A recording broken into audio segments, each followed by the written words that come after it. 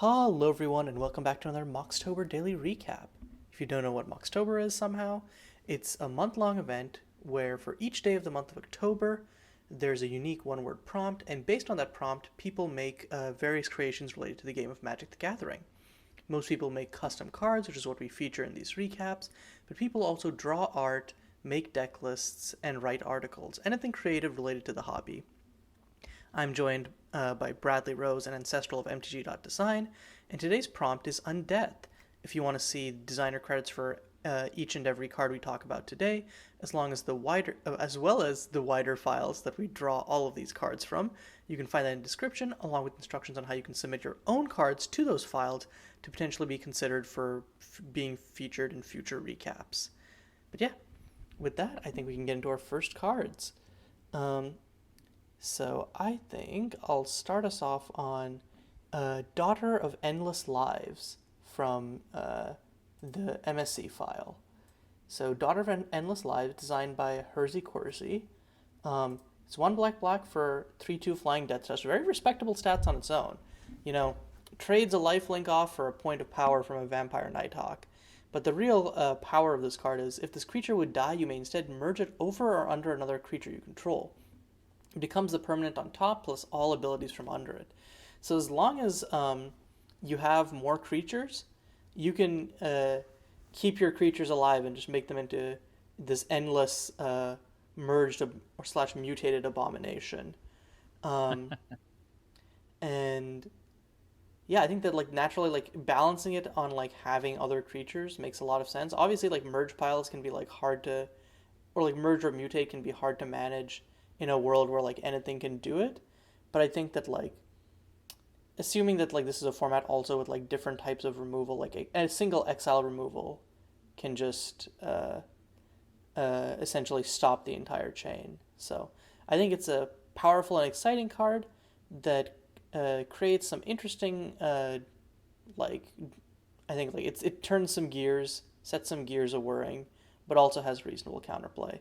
Also, given like the general flavor of this, like also the flavor text is like immortality is not meant to last; it is to take.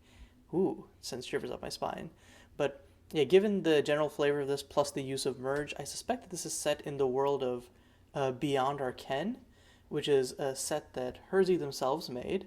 Um, it's kind of like this eldritch world where they're it's essentially like a very like culty world with a bunch of eldritch beings that control everything. Um, it's an amazing set, and it actually just 2 days ago got into the custom constructed format not custom constructed format MSCM. So I'll be including a link to both of those in the description if you want to check them out. But yeah, that's an additional little uh, cool factor about this card. I think this is really fun. Mutate has opened up some fun possibilities. This is also in that same space for combinatorial deck building. Something I think would open up the fun even more is if the death touch was replaced or removed, because then you might make the power of any creatures you merge with more like matter more. You're like, oh hey, I have this big 6/4 creature. I just gave it death touch, so it didn't really matter anyway, I guess. But yeah, so that's just something that I would suggest tweaking. And yeah, I guess the death touch also lets you like trade it a lot more aggressively, or like having this repeatable death touch blocker might not lead to fun board states if they don't all, especially since it also has flying. So you can cat it effectively has reach on blocks. So I could definitely see death touch being swapped out for like menace or something that's like that would really reward the power. Lifelink is another Mm. good choice, but I think that uh, I guess flying menace is a little much like in terms of evasion. So probably just like flying lifelink, maybe -1 power. I could definitely vibe with Part of that. part of me Ooh. feels like that the daughter she really doesn't really need any kind of keywords. I guess the whole idea that I kind of think of if it was me designing this card is that the other creatures die, and I know it doesn't explicitly say like merge it onto Daughter of Endless Lives, but I think that makes the most sense because this is the creature you want to have stick around, and it has flying already. I mean, obviously it's a fairy, so it needs to have flying, but I just wonder if, the other creatures should be the ones that have the keywords and the abilities. Yeah, you'll open up even more, right? If you take away all the keywords, then you would go, oh, okay, so my deck building challenge is to put in a flyer, a death toucher, a devil Right. striker. Hmm. But maybe it doesn't have to always, like, not all. I it just depends on what you want, right? Like if you add a one keyword on this, that does carve out some, but maybe you wanted that for this particular slot in the set. Not sure. I like Kai's suggestion of lifelink. It kind of gives you a little boost to not have to try to build both lifelink plus a high power creature.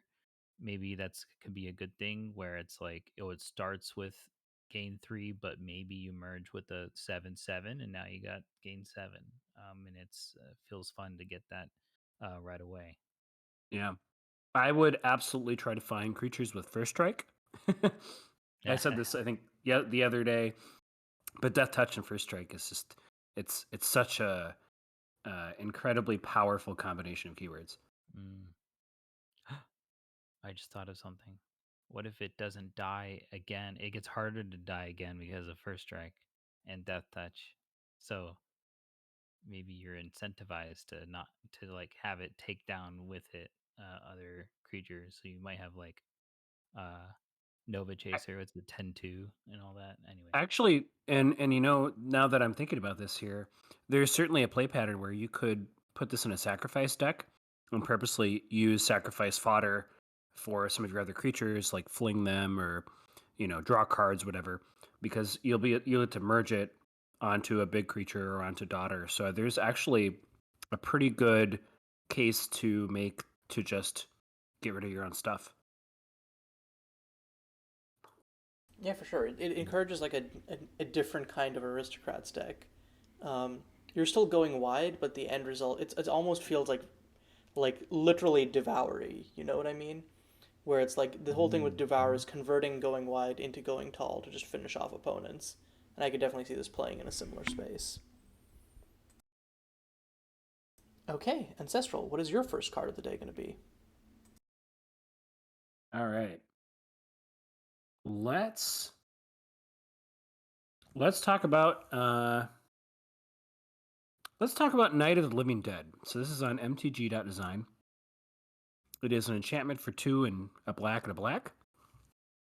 When it enters the battlefield, it becomes night. At the beginning of each player's end step, if it's night, put a creature card from a graveyard onto the battlefield under your control. That creature gains Decayed. Otherwise, if it's day, sacrifice all creatures you control with Decayed instead. So I guess the idea here is if it's nighttime, you get to kind of run wild, right? It's the zombies come out at night, and everyone should be afraid. But during the day, hey, there's nothing to worry about. Sun's out and shining, and so I really like the idea behind that. At first, this does seem really strong because you could basically just reanimate anything, and then it has Decayed, so I guess you could just continue reanimating the same creature every time. But I think the idea here is that, especially in a multiplayer game, other players can try to make it day. So I was kind of wondering if we would have some day-night stuff going on with this set of submissions. So this is one of them.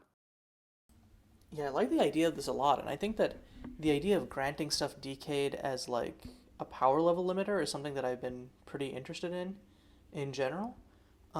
It's it's been something that like I think lots of designers have been playing around with in interesting ways. I think that this might be a little too good at two black black as it is. The main reason I say that is like the knobs there of each player's end step makes it really good because Yeah. they not only are you getting immediate value off of it if your opponent doesn't like have a way to turn it off, then they're just like you're just steamrolling them in value. You'll especially in multiplayer where it's like you like definitely like that gives more opportunities to turn it off, but you can definitely get like rolled. Also, like I think the decayed thing, if you're building around this, you could probably build around like at at weakest stuff like Muldrifter, where it's just like decent ETB value creatures, and at strongest like stuff that just wins you the game on ETB. That's like actual reanimation targets. And I agree the looping is like being able to loop creatures a little much. I know I'm saying like a lot of like little tweaks here, but I think this is one of those cards where like the core concept is super compelling to me, and I love the idea of it. And I think that it's probably again like one or two iterations away from a fantastic card. For now, I still love it. It's just like yeah, but yeah, I feel like I don't want to make it seem like just by giving suggestions I'm not liking the card because I think lots of times it's just that like iteration is part of design. So that's all. Mm-hmm. I love that this triggers at end step. Of course, that makes sense because you're casting during main phase. But the fact that night falls, the sun goes down. It's the end of Mm-hmm. the turn, and it's night, and it cares about an ending of things, right? There is some there. Before I get into this point, the something that's peculiar. But another thing is if decay didn't exist, um, and could you used like maybe like undying or persist or something, whatever. uh that would be like a different kind of balancing. But if you use zombie instead, and you wouldn't have this like knob of like you would mark all zombies, and then when it's day you get rid of the zombies. It's cool that you can mark the creatures that you want to go away, but also you did a power down as well at the same time with the decayed counter. You convey the flavor of zombies with the decayed, but also want to not make this. You want to make them go away at the same time with decayed. So I think that's kind of an elegant way to handle that. Peculiar thing here is that you can screw your opponent over if it's your turn and it's nighttime. What you'll do is you'll cast two spells during your turn, and then when it goes to end step, it's still night. You get the zombie, and then it turns day on their turn, and they don't get the zombie, no matter what they do. Uh, Although, wait, oh wait, never. I guess you would get your ETB trigger. I forget. On their turn, you're going to sack your creature anyway. Okay, not as screwed over, but you Mm-hmm. still get an ETB trigger or a dice trigger. Mm-hmm. Yeah, two knobs I would probably consider trying would be what if on each player's turn you just got to reanimate one of their creatures? I think that could be kind of fun. Just you're limited to what's in that player's graveyard.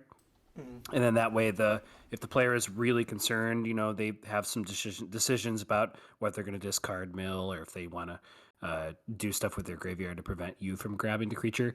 The other thing would be consider having exile after the second time. Like, I mean, on the one play pattern I like is the zombies keep coming back and again, but having the same one come back and again might, I don't know, start to feel a little broken. Yeah, and Ooh, another yeah. potential thing is, I think I don't know if at this cost or maybe a little cheaper, having it be that like uh, it's each player's end step, but that player gets to return something if it's night. So there's kind of Mm. like this incentive.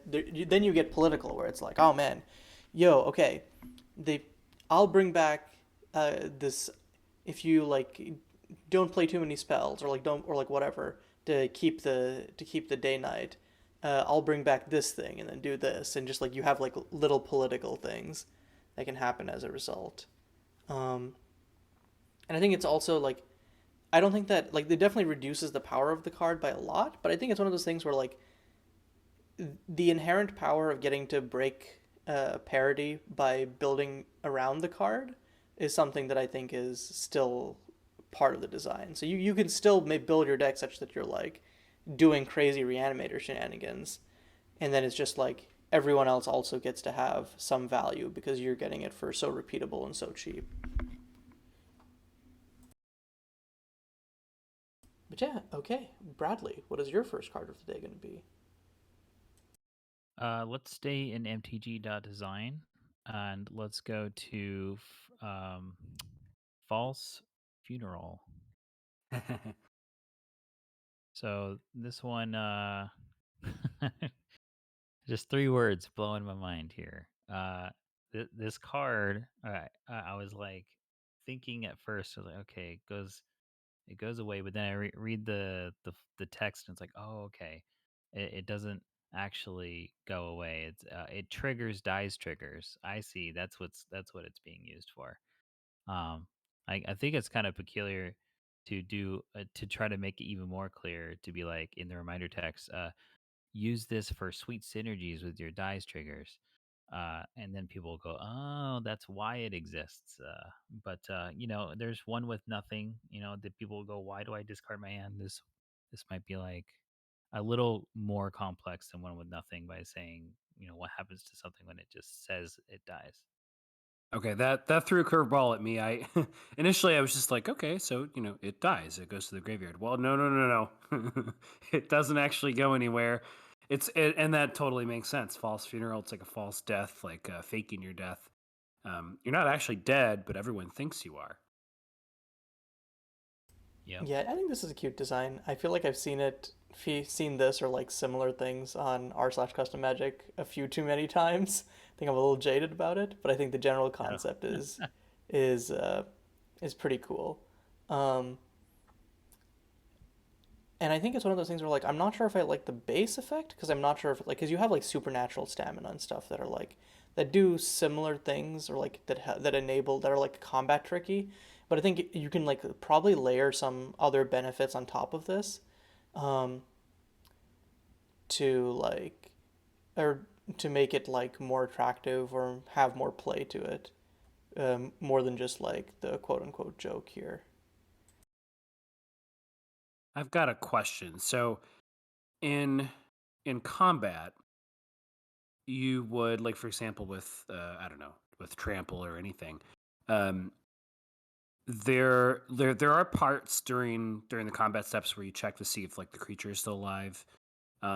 If the creature dies in combat, does I don't know, like how would the creature still be alive if it was blocking? Does that make sense? Oh, I'm not a yeah, I rules could see person, but I why think that you're like concerned. once it's actually like once damage has been dealt, I feel like as far as I know, it's like a state-based action that it's like, oh, cool, you have more damage marked on you. You're now So moving to your if graveyard. so if I declare a blocker and then damage hasn't been done yet, so I just declare blockers and then I cast false funeral on my creature, uh, does it still takes damage, right? Yeah, because Okay. it doesn't look like this does anything. It's like it's literally just like false funeral basically reads, uh, target creatures like triggered abilities of target creature like activate triggered abilities of target creature as though it had died. But obviously that's like less sexy than just saying target creature dies. So that's what it's been put on there. I'm beginning to like this a little bit less because I'm just starting to realize this isn't really that different from Feign Death, but Feign Death is maybe a little bit stronger. Or we've had a few of these spells where when it dies, return to the battlefield, which is basically just regenerate. Which you go back far enough. Um, but I guess the advantage here is that it doesn't have to die. Like you don't need a trigger. Like if you didn't have a sack outlet or if it wasn't being targeted. So yeah, I don't know. Part of me also feels like maybe this is like a silver bordered kind of design, Yeah, but I feel the same way. Yeah, Whereas like yeah, it's not solid everything statement. that does like weird stuff in the rules has to be silver border, but I think that everything from the phrasing to the reminder text to the general presentation of this card feels like it's not meant. It doesn't feel like it's meant to. Like I guess like it's one of those things where like it feels like I mentioned this before, but like silver border feels like lots of times where it's just like just intuit it or just grok how it works, and I think that's how this is currently worded. So like in black border, you would definitely do like the lengthier but less flavorful wording. But yeah, Yeah, yeah.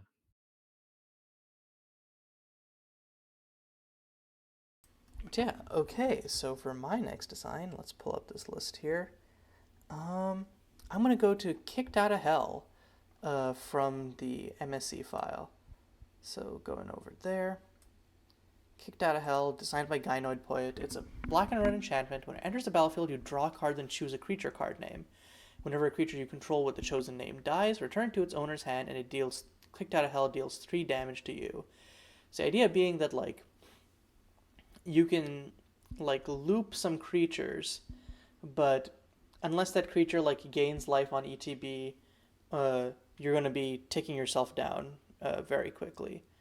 I think this card is one of those things where like I kind of wish that it also like there was like some other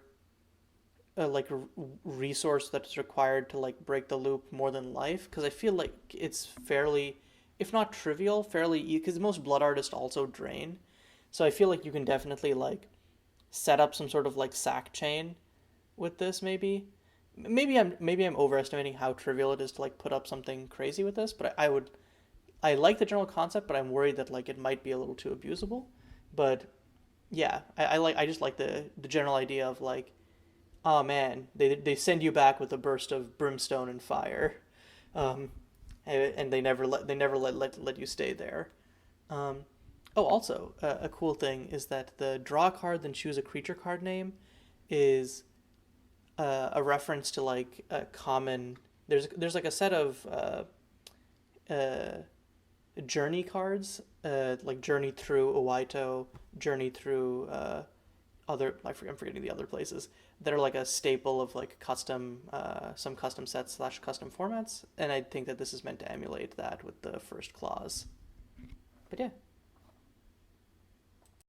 I love the like hell has fire, and that's why you get the damage, and that's a good balancing thing for, um, like one of the first things I thought of was like, oh yeah, I'm gonna go and use the oh shoot, the one that you can have any number of copies, the cleric, sack 6 of them and get a creature out. Mm.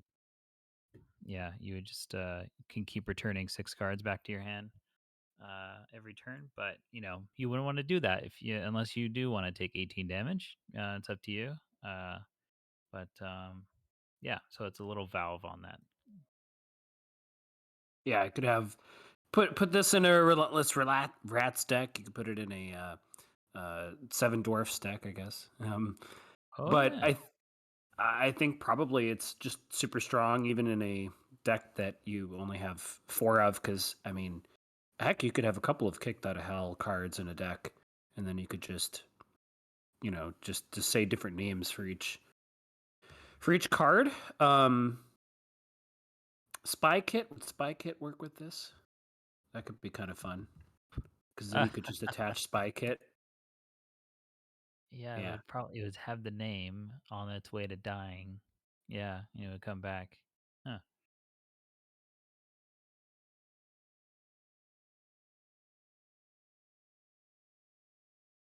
but yeah. Do you guys have anything else to say about this? No, I like the card. It was on my list Same too, and Okay, cool. it'd be Mine fun to too. play with. Got the triple deke. Okay, and next up, ancestral. What is your next card going to be? Okay. All right, let's talk about Introduction to Eternity. This is on mtg.design. 2 black. And I didn't realize this until now, but it is a lesson. More interestingly, it's an instant lesson, which I don't think we've had instant lessons. But all right, moving on.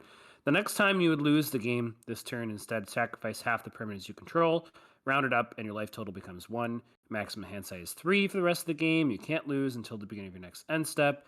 Exile, Introduction to Eternity. And I do like, I think it has to be an instant, so for what it's worth. I mean, it doesn't have to, but I think certainly it's more interesting if it is, although the fact that it's a lesson, which is really curious because I didn't see that right away, then I guess people could see it coming.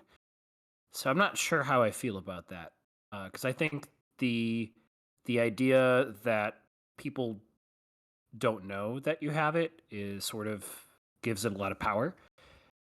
But I do like the idea of. I mean, black has a few of these effects where instead of dying, you actually don't quite die, and the drawback here, sacrificing half the permanents, your life total becomes 1, seems pretty good.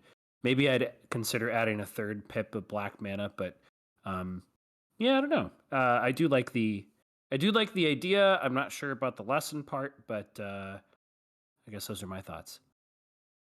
I think the lesson part is probably Yeah. like not it. Like I don't think it impacts the card's playability slash play pattern in a huge fashion, or like it impacted negatively. And I think that it adds to the cute flavor of Introduction to Eternity. Obviously, there is a thing of like if this is telegraphed, like your opponent is less likely to play into it. But I almost feel like that's a good thing. These types of Mm-hmm. effects are like very rare, and it's not something that most people usually expect to have to play around. So making the usual instance that this would come up is where it's one that your opponent is like, oh damn, I see that they have this. Guess that I can't alpha strike without having some plan to not die on the crackback. Feels like it makes sense to me because you shouldn't have to balance your limited format around people having like combat tricks is one thing, but uh, instant speed ways to not lose the game is definitely not on most people's radar. Hmm. Yeah, I remember. Let's see. Yeah, for costing 4 mana, definitely it's cool to have that little telegraph. You can just put it main deck, but I think it. Yeah, the having that extra info is sometimes like if it was a counter spell, that's demoralizing, right?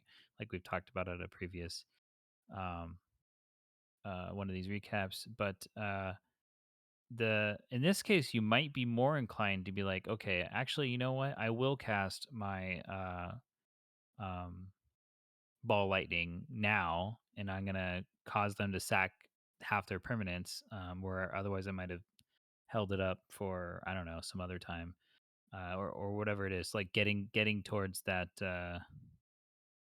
actually, you know what? Yeah, actually, why wouldn't you just go and kill them anyway? Yeah, it doesn't change anything. That's good. Okay, all right.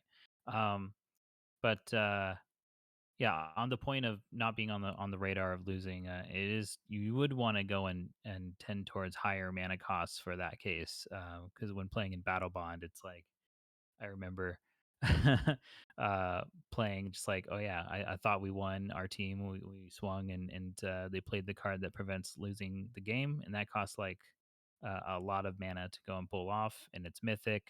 That should not happen most of the time. Mhm.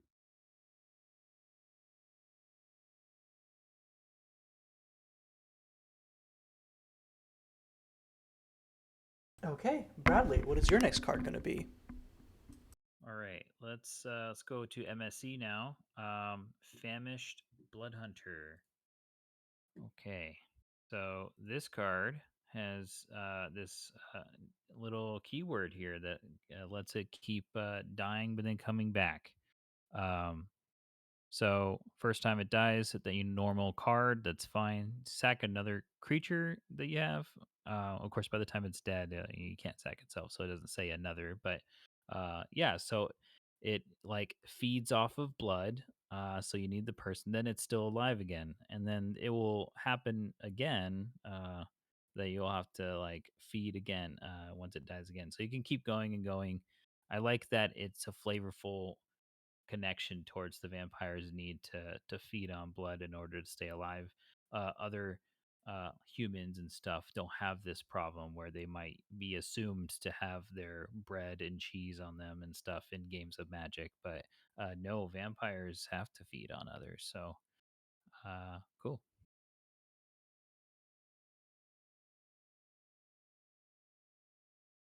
Yeah, it took me a little bit to parse this keyword, but once I did, I was like, oh, yeah, that seems pretty cool. And I think it probably gets cooler on uh, like I think this is just showing how many knobs there are because like opening up with a common with like a non mana cost for this is really like bold, and I think that it shows like, hey, yeah, usually these costs are going to be something a little weird, a little wacky, because you have to sacrifice at the beginning of your at the end of your next turn.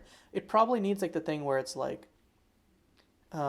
if it would leave the battlefield so you can't like set up flickers where so that you can just enter Undeath infinitely, which could be a problem with other cards of the mechanic. But yeah, and yeah, I love the idea of like this um,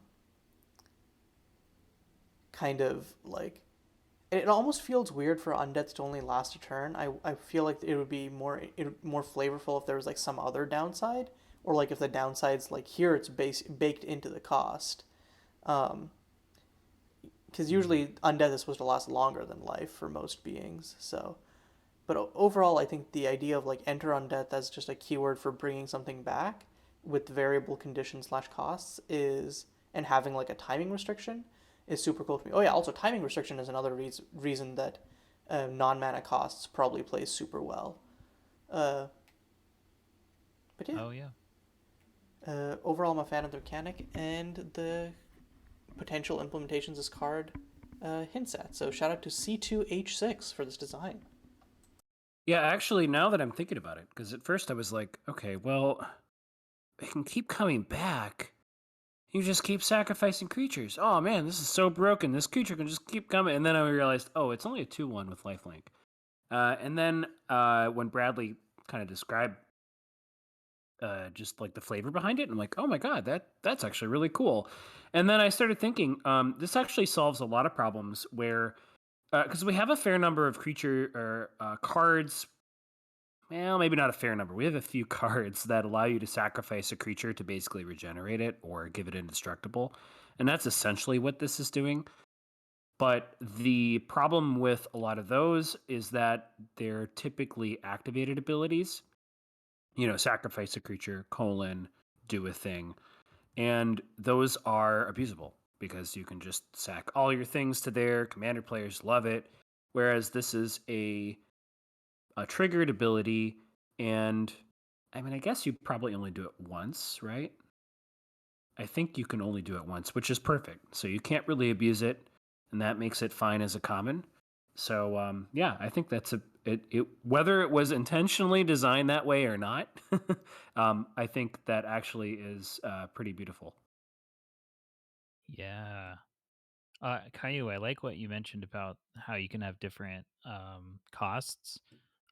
This is great because ghosts don't drink blood, and it would be cool to have a ghost in the same set as and have enter undeath as well. Could be paying mana, or shout out to Drudge Skeletons, and you can pay mana to reanimate that way. Yeah, just mechanics that have inherent flexibility, um, but still have like enough of a core concept that there's like a sensible play pattern or like there's like a sensible expectation there are kind of the best mechanics. And I think this marries that really well, where it's like, oh, okay, this is a value focused mechanic where I get my creature back, and in exchange, I pay some sort of resource. And based on the resource that I'm paying, there's probably different archetypes. So, like, yeah. I would argue that you could probably make this 1 to black. Just that a 2/1 lifelink isn't that great, and getting it back isn't that amazing, especially at the expense of another creature. But I agree with you that so many opportunities with like different kinds of costs. You sacrificing a land to make the tree folk still live, or paying life for a lich or something like that. Yeah, I could totally see that with regards to moving it to 1 black, for sure. Okay, Bradley, was this your card or was this Ancestral's card? I've lost track of the plot. I brought this one up. Since Okay, cool. It is back around to me. Okay. So I'm going to stay in the MSC file where let's go to Goldgrabber Captain. So we've seen a lot of these 2/1 can't block aggressive black creatures. And I love the specific condition on this one being recursive. It's you may cast Goldgrabber Captain from your graveyard as long as mana from a treasure is spent to cast it. Now, hear me out. I almost feel like this could be mana from an artifact is spent to cast it. Because for one, I don't think that makes it like too crazy powerful. Like you have like signets and like diamonds or whatever as like mana rocks in eternal formats, but like this is not doing crazy work in Eternal formats, as far as I know. Or, like, I don't think this would do crazy work in Eternal formats compared to the options already available. Um, uh, and I think that stops people from going, why is it Goldgrabber Captain, but it only cares about treasure? Shouldn't it be Treasure Grabber Captain? Um, but yeah, I love the concept of like this guy is too greedy to die, just sees a little piece of gold and is like, actually, maybe I'll get up once more. It's it's great flavor. It makes for a very sensible play pattern, and it fits into a mold that is already very recognizable, but puts its own spin on it. So yeah, shout out to Sharkarat for this design. This is so cool. I also had this on my list. Very clean. Um, uh, skeleton like skeletons like to come back, and there's we've seen all sorts of different ways. I have not seen this way, and we've seen the Forgotten Realms go and play into caring about what kind of mana you're doing. Do you think by changing it to artifacts, do you think people will still get it, like that treasures help out, or I guess gold? Do you think they'll still come across? Changing what to artifact?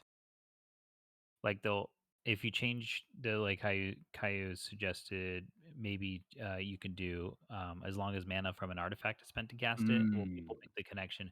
Oh, it's like my treasures can help, and that's Eh, why it's called Gold Grabber. Well, I don't know. See, I think if you did that, then mana rocks you can just use that without Yeah, really much of a sacrifice. Does it become my boring thing and is stuff? like colored mana rocks are few and far between unless you're playing commander. If you're playing commander, Mhm. like why the fuck are you bothering with this dinky dude? I'm sorry, but like this is not a commander playable card unless something wacky's going on. We had what hired Hexblade, right? That mattered if there was a treasure Mhm. spent to cast it. So I don't know. I think it's fine. I mean, I think Yeah, I hear what you're saying. I guess you could maybe if you wanted to make it a little bit stronger, you could I don't know sacrifice an artifact or something like that. But and maybe that would be fine if if it was in a limited environment where treasure wasn't a thing. Um, but I don't know. I agree with you though. I really like the card, and I obviously like pirates and want want gold and treasure, and so yeah, I like it. okay. Ancestral. What is your next card gonna be? I also like Subterror Dragon. This is in the MSC file. 3 black dragon skeleton flying lifelink 4/4. When it dies, manifest it, and so basically it re-enters the battlefield as a turn down 2/2 creature. And I think this is kind of a neat way to bring back creature cards that we haven't really seen much of in Magic. So being able to it becomes a 2/2 and then you can recast it again. The 6 mana is a little expensive, but it's totally worth it, and I think it's absolutely it's not broken by any means. And Yeah, yeah, I don't know. this is like almost like a more balanced return to hand because there's still a shields down moment where you can either like double removal spell it or like uh you could say that like if you have a cheap flyer they like attack into it just to be aggressive because they know they can recur it, and then once it dies in combat before they can like untap and manifest it you just like doomblade, or not doomblade, but like murder it or whatever. So yeah, I think this is a like such a clean way of doing recursion. And like you said, I'm surprised we haven't seen this before. So yeah, big fan. Shout out to thenobletheif for this design. They've been doing a bunch of Yu-Gi-Oh inspired designs, and they have a project channel over on the Custom Ooh. Magic channel called Yu-Gi-Oh the Gathering. So go check out their stuff if you like that kind of uh, brain puzzle of how can we translate what this card does in another game to how it functions in this game where the resource systems are completely different. So it does some really cool work on capturing the feel of the card, but not translating it one to one because of the differences in the system. So yeah. Yeah, I'm really excited to see. Like, it's got to happen someday when this creature dies, manifest it. So very cool. Getting into that space before it exists on a Magic card. Okay, Bradley, what is your next card going to be? Okay, let's follow it up. Let's keep on with this theme of dragons that are cool. Um, this one is called. Oh, it's listed at. This one is listed as forgot to save the new version apparently, but it's called the Krom, the Risen Herd. So I'll go over there. So another black dragon here. It's a Um, dinosaur. oh, I'm Thank you sorry. very Wait, much. yeah, I just flipped Wow. over. It's a And it even dinosaur. has dinosaur Uh, tribal. How I could guess you? it kind of looks like a dinosaur. All right. Okay. All right. Also, I'm surprised Let's that you go went and to do. dragon before Hydra. If there was gonna be a type mix-up. Yeah, here's a flavorful way of my confusion. The Dragon Skull Summit in Ixalan, there are no dragons there, but the Planeswalker Angrath accidentally said dragon for dinosaur, and then it caught on, and that's why it's called Dragon Skull Summit. I There we actually go, didn't know saved that it. piece of lore, and that is super cool. I love that thing of like uh planeswalkers breaking the prime directive. And I wish we saw it a Yeah. little more. It's just such a fun / silly thing. But yeah, okay. All Take it right, away. so this one, okay. So first of all, one of the cool things about the color black in creatures is that you could take any creature type that is not in black and just go, it's a zombie or it's a skeleton, and now you can make it black, and that's what it's doing here. But a 4-color commander, I'm here for it, and it feels very natural to go and do this. A zombie dinosaur that comes back and stuff, it feels like you just maybe it's more of a skeleton, but you like fused other dinosaurs together to make it look like this Hydra thing. But I like the challenge of having to pay all these pips as well to make this pretty bonkers. For of a reach and double strike is a challenge to get past. But yeah, and then Decayed is again has come back here. We see this on a lot of cards today, and another day with death. But yeah, I'm just I'm really excited to go and put a spin on adding black to all the dinosaur decks that you could do. Those have been left out of commander decks for dinosaurs. Yeah, what is it? Rotting Regisaur? Rotting Regisaur's time to shine. I Yeah, mean, yeah, there you go. Tetsamok is kind of a big dinosaur, but I do agree. We have a lack of black dinosaurs. Um, I'm guessing Necrom has haste, double strike, and reach, I but think it's like it's not until end of turn. yeah, I think it's like the type of thing where it's like probably assuming digital where you mark it in the same way as putting counters on it, but I think it also doesn't hurt to say just like if just like put the relevant keyword counters on it so it also works in paper. Mm, yeah, that's a good point. Enters the battlefield with uh haste, double strike, reach, counter tokens or whatever. And it certainly isn't like I think they'll probably just because it has that orphan reach there at the end of the third line. So I think that it'll probably just fill up that line and not add any more to add that text. Mm. The the second ability is feels really strong, and I don't know, maybe again that you could potentially reanimate the same dinosaur over and over. Um, I guess theoretically, like I'm just trying to think of ways where this would go wrong. Like we have that white dinosaur that like destroy all other dinosaurs or whatever. You could because it is a you must do it. It's not a may, but um, anyways, regardless, it is really cool. And Yeah, I think yeah, what we're seeing with for lots of these Decade designs is people are using Decade as as loop protection because they're like, oh yeah, it has Decade. When it attacks, it dies. But then it doesn't actually function as it, like because you can like quote unquote easily break the loop by like not attacking with it first and it not actually Right. getting exiled or whatever. It's just kind of Exotic like, fodder, yeah. yeah, I think that like lots of the DK designs would be, if not improved, I think they would be a lot more safety valved if it was like, if that creature would leave the battlefield, exile it instead, that kind of thing. Mm. Yeah, I think it's really small tangent, but I think Decade has become really resonant. I think people have really liked the idea behind having that keyword, and I would imagine that if it is quite popular and it feels like it's been quite popular, the Wizards will probably use it again. I think it's So one of those I'm things like food, where it's the usage is pretty narrow, but it just has such a strong like flavor resonance that people are like all over. Mhm. It also just came out recently, but again, like I remember when food came out, like you like for 2 or 3 months afterwards, all the top posts were like some, pardon the pun, flavorful like food implementation.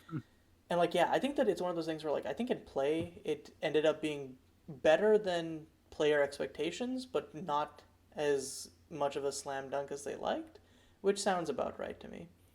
And I guess a little thing is like with these types of keywords, I think that like loss of the resonance comes from like, oh, they put the flavor into a neat box, but also sometimes it can be like a little bit like too leading you down the path. Like if you're making a card with DK in the name, it's like there's definitely gonna be someone who's like, why doesn't this have DK? And it's like, well, that's not really the point of the design.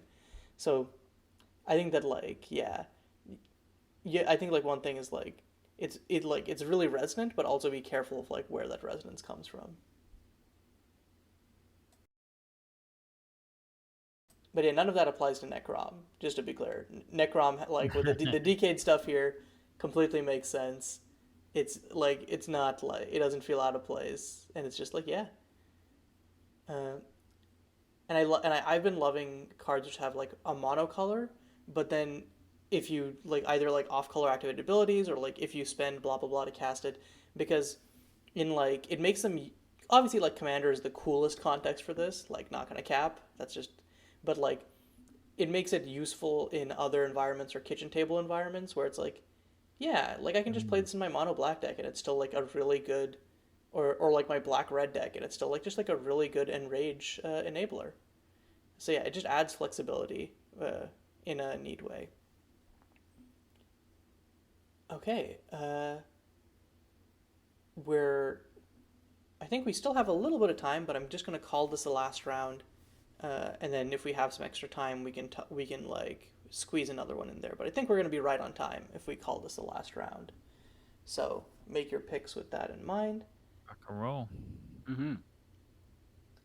So my last card. Oh man. Well, I've been holding off on mentioning this one because I expected someone else to, but no one else has, so I'm gonna do it. From the MSC file, it's Pundeath, designed by Astrid with a B. 1 and a black for a sorcery. Rather than paying the spell's mana cost, you may say a pun relating to the spell's target. Return target creature card with mana value 3 or less from your graveyard to the battlefield tapped. Exile Pundeath. And like this is weird in a lot of ways that I'm very impressed by. One, it's a free spell. Usually those take a lot of effort to balance. Two, it's an uncard. Usually there's a lot of temptation to make effects that are more than just out there that don't play very well. They're not that like they're funny but they don't actually play well. Here this has like a cohesive package of like it's it's a fun pun. Um, it's a free spell where because of the constraints on the card, how it like exiles itself, how it has a mana value cap, and how it's already cheap, uh, casting it for free is not like a, and it's also sorcery speed. There's lots of knobs in this that make casting it for free not insane, but still cool. And the actual effect is pretty functional and something that you would actually want to use. And yeah, I love the flavor text. Glomir was good at necromancy, but he's worried about others calling him a quack. Which, Yeah. God, what a great fit with the art. Um, but yeah, this is just kind of a slam dunk design, and like I think, like I mentioned, like I'm just from having bad experiences with other people designing them. I usually am like primed to have a negative first impression of uncards and cards that can be cast for free, and this just like overrides all of those like potential like worries. It's just so good. So big shout out to Astrid with the B for this one. I would like to actually, yeah. Um, I'm gonna hit a. I just got a random card here. And I want to see if you can do a pun. See how hard it is. Ooh. Impatient iguana. Scarfall random gave me, which is a playtest card. But yeah, all right. You're trying to resurrect impatient iguana. Do your pun. Yeah, I'll let you think about it while Ancestral gives feedback. Yeah, like putting me on the spot like that. Sure, well, I'll give feedback here. Yeah, I don't know. I think it's cute. I think that it's a perfect on card, and Magic needs plenty of comic relief, and so this is good. For 2 mana, it's not too crazy. It's 2 mana. Yeah, I guess it's basically like an Animate Dead, except mana value 3 or less. And I know we have a few of these. Unearthed? What's that? You mean Unearthed? Yeah. I mean, there's a few of these cards out there, so I don't know. It's fine. I think it's fine. I think if you can make a good pun, then what's actually kind of interesting is it's part of the spell's mana cost. So the question would be, if you can't make a pun, I guess you can't cast it, right? Now, if you try to make a pun and failed, it wouldn't be countered. You would just have to try again later, right? No, because it's rather than paying the spell's mana cost. So it's like Right. Yeah, you choose targets first, and then it's on the stack, and then you have to pay the mana at the end, so you can instead say the pun. So what I'm trying to say is, if you struggled to say a pun and you're unsuccessful, you could, I guess, try to cast it later. It's a little forgiving. There's probably a rule. I wonder if there's a ruling. I like this. Yeah, that's a weird situation because is there ever a situation in Magic where it's like there's probably something where it's like attempting to cast a card without being able to actually. It's probably just like a rewind, because it's probably the same rules as like when you try to tap lands for mana for a card that you don't have actually that you're not actually able to pay for. Right, you don't have enough mana for. Yeah, right. so you just put it back into your hand. There is a situation actually in real Black Border Magic. The mechanic assist. In the rulings for it, it says you may reveal a card with assist and discuss how to pay for it before you begin to cast. So if you start to cast it and then like if no one helps you out, then you just rebind it back. Okay, wild. That is a surprising. I did not expect that to come up here, but that is super cool. Yeah. This could be great in multiplayer Magic if your buddy is really comical and you're just like I don't know any good jokes. Then you're like, hey, what about that time when the skeleton and the zombie both go in a bar together or whatever. I don't know where I'm going with that. I'm trying to think. Does anyone have a pun for impatient iguana? I have like some awful ones, but like no good ones. Those are usually the best. Oh no, it's bad. It's bad because of like it's the one that leaves you scratching your head. Like, huh? It's one of the ones that I feel like only I'll appreciate, but I'll go for it. No, wait, this is so bad. I'm actually embarrassed. Okay, wait, I know. How about this? Are you doing surgery in the doctor's office? Because it looks like your impatient iguana is opening your hand in your opening. Okay, no, there you go. Wait, I was also thinking like a hospital related one because I was thinking like, Doc, did you say that this is a inpatient iguana? The way it's up and about looks like it's an outpatient iguana. But oh my gosh. There you go. I accept. I just like that it's a wizard's lizard. Well, yes, it's a lizard wizard, but got there. Okay. Yeah. Ancestral. What is your last card going to be? Oh, let's see here. Well, the last card doesn't necessarily have to be the best card, but I wanted to try to find something that was a little bit different. Yeah, so I don't know. We're gonna go with Oglor Loyal Homunculus. This is in MTG.design. And we just need more homunculi in Magic, and especially commanders. When a card leaves your battlefield, create a zombie. And it being a 1/1 for 2 mana, I think that's fine. It instantly brings to mind the Lorehold commander, which is Quintorius, who when a card leaves your graveyard, you get a 3/2 spirit. This is a little bit worse, but it also costs a little bit less. Wait, does Quintor specify one or more? Because I feel like most of these effects specify when one or more cards leave your graveyard. Just to make it so that, like, you're right. Actually, you're right. So that is actually a pretty large difference with the right effects. I feel like that's probably not intentional. Like, but so yeah, I'm beginning to like this a little bit more now. So that if you, cast Living Death or there's a few of these, right, where you can animate the entire graveyard. Then you just get a zombie for each of those. Or just exile your graveyard. You just, like, you traumatize yourself. That's a good point. You like Tormod's Crypt and you get like 50 zombies. I think it's one of those things where, like, if that was the designer intent, I would pump the cost a little bit. If not, I think that it's still like a sweet, like, I like the flavor. I think a legendary homunculus is cute. And they've been doing a lot more like uncommon legends recently. Both just because I think that, like, they want worlds to feel more seated with important people and characters, but also I think just, like, they know their audience loves Commander and they want to put as many commanders in each set as possible.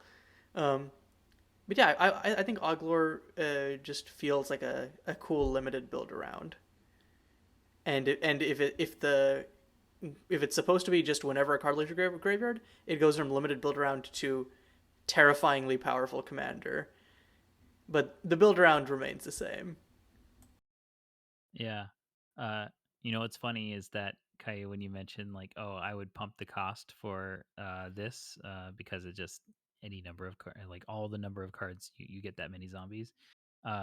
My immediate thought was, or you could make them all decayed. Then I'm like, oh no, I did it too. As a power level down. So in that case, props for avoiding decayed, I guess, to stand out. Also, props to I love seeing Oglor come back here. Stitcher's Apprentice has the flavor text pointing out Oglor's name, but now Oglor finally gets its chance to shine.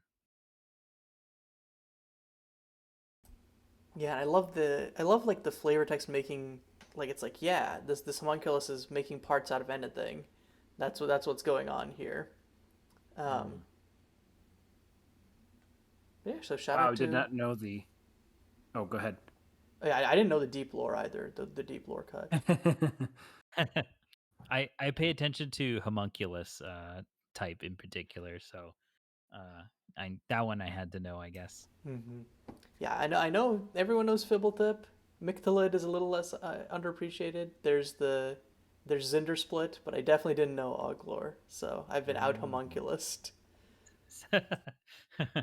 Yeah, save that for your trivia night, I guess. Name all the legend. Well, I guess Oglor is only in the flavor text, but now you know for your next homunculus question. Okay, and with that, Bradley, what is our last card of the day going to be? Okay, I know it's another legendary creature, and we're going to stay on MTG.design. Let's go to Grina, Slithering Death. All right, so we got a snake god here. This one, Death Touch is nothing to sneeze at. It's very powerful, yes. However, I remember in War of the Spark, when seeing Vraska's uncommon Planeswalker card care about creatures with Death Touch, I felt inspired to be like, oh man, it would be like try to include as many death touch creatures in your deck. I think it's cool to have expanded colors and have an actual commander to build around for death touch creatures. And I would like to see the same like this for like anything else with like haste creatures, like haste tribal. Yeah, and I mean Um, they've shown that they're willing to do that with Ikoria. They had the hybrid mm, Archons in that set. yeah, yes, and I think it's really cool to pair just like it's tiring to give only just like plus one to your whatever your tribe is. This one gives undying, which is actually cleverly implicitly a plus one, but both have to do with death, and I think that's a clean execution for it. And it suddenly makes your 1/1 Death Touchers already good at trading up, makes them a lot scarier. Mm, So mhm. Yeah. Mm. Yeah, You're this might be a little. This might be a little bit too powerful in a way, but it does require quite a bit of setup work. Like you're gonna have to find ways to give your creatures death touch. And I know that we have one of the gods had that artifact, right, that gives all your stuff death touch. Was that Nylea's bow? But Ooh.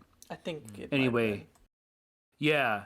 But so obviously constructed, this would be pretty fun, right? Just to try to make this work in a limited environment. I don't know. There's only so many death touch creatures you could probably fit a common. Like, I mean, unless there was like a mechanic that somehow, I'm trying to think of like the army mechanic where you could create a zombie army if it.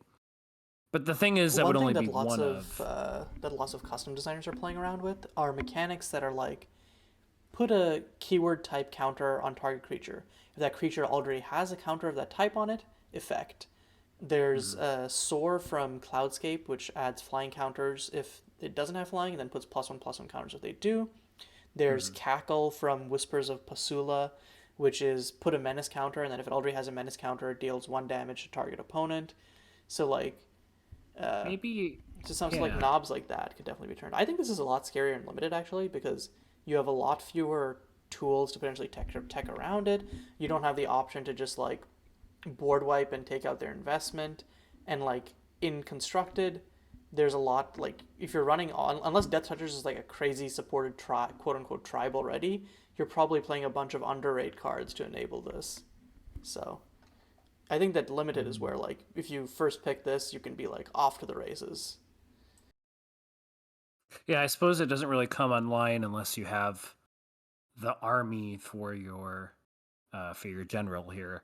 The So I guess just to have enough of those death touch creatures would be pretty hard and limited. And because I think it's the creature, or sorry, the card is obviously more certainly more stronger as a creature because you can attack with it, you can block with it.